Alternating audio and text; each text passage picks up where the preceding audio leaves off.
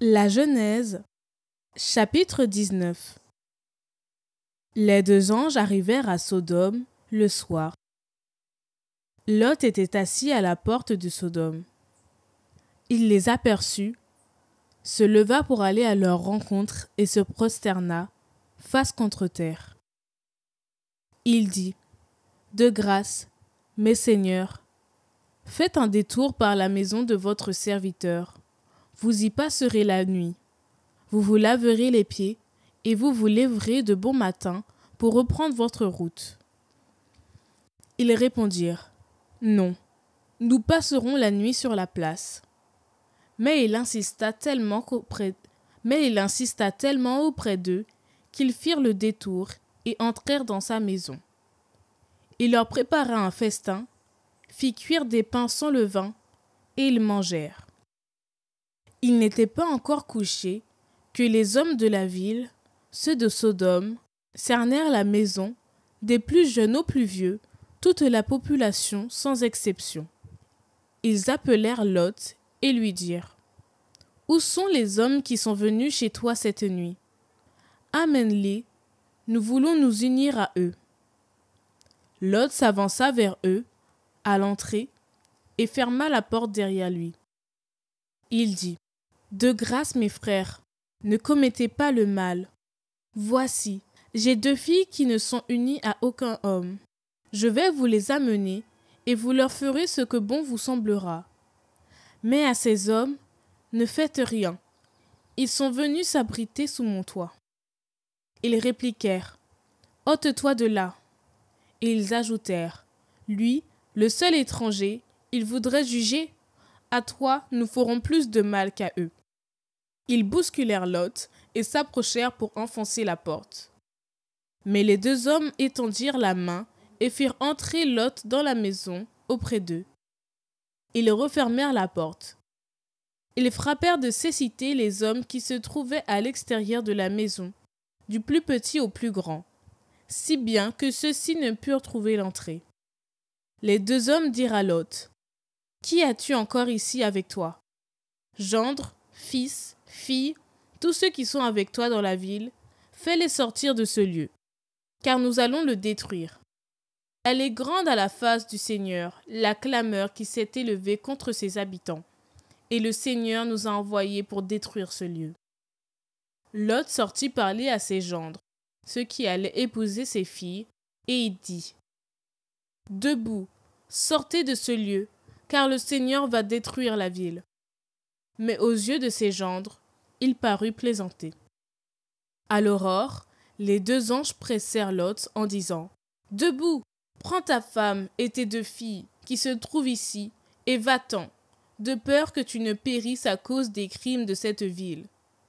Comme il s'attardait, ces hommes le saisirent par la main, ainsi que sa femme et ses 2 filles, parce que le Seigneur voulait l'épargner. Ils le firent sortir et le conduisirent hors de la ville. Une fois sortis, ils dirent : Sauve-toi si tu tiens à ta vie. Ne regarde pas en arrière. Ne t'arrête nulle part dans cette région. Sauve-toi dans la montagne si tu ne veux pas périr. Lot leur dit : Non, je vous en prie, mes seigneurs. Votre serviteur a trouvé grâce à vos yeux, et vous m'avez fait une grande faveur en me laissant la vie. Mais je n'ai pas le temps de me sauver dans la montagne. Le malheur va m'attraper et je mourrai. Voici une ville assez proche pour y fuir. Elle est si petite. Permettez-moi que je me sauve là-bas. Elle est si petite, afin de rester en vie. Ils lui répondirent : Pour te faire plaisir, cette fois encore, je ne détruirai pas la ville dont tu parles. Vite, sauve-toi là-bas, car je ne peux rien faire avant que tu y sois arrivé. C'est pour cela qu'on a donné à cette ville le nom de Soar, ce qui veut dire petite. Le soleil se levait sur le pays, et Lot entrait à Soar. Quand le Seigneur fit tomber du ciel sur Sodome et Gomorrhe une pluie de soufre et de feu venant du Seigneur. Dieu détruisit ces villes et toute la région, avec tous leurs habitants et la végétation.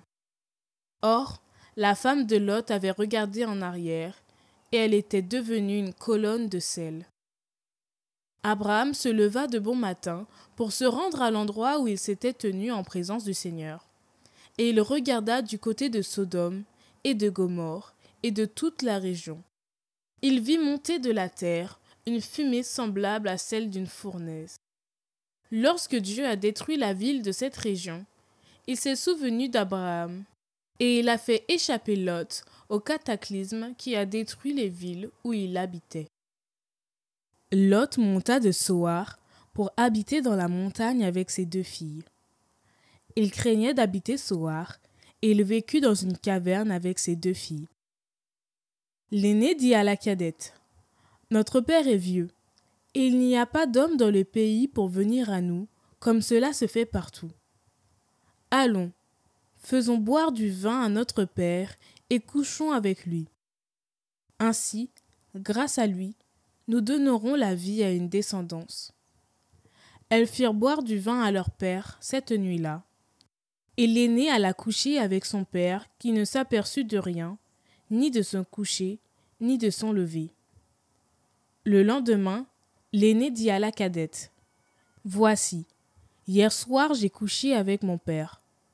Faisons-lui boire du vin, cette nuit encore, et toi, tu iras coucher avec lui. Ainsi nous donnerons la vie à une descendance issue de notre père. » Cette nuit encore, elles firent boire du vin à leur père. La cadette se leva et alla coucher avec lui. Il ne s'aperçut de rien, ni de son coucher, ni de son lever. Les 2 filles de Lot devinrent enceintes de leur père. L'aînée donna naissance à un fils qu'elle appela du nom de Moab. C'est le père des Moabites d'aujourd'hui. La cadette, elle aussi, donna naissance à un fils qu'elle appela du nom de Ben-Ami. C'est le père des Ammonites d'aujourd'hui.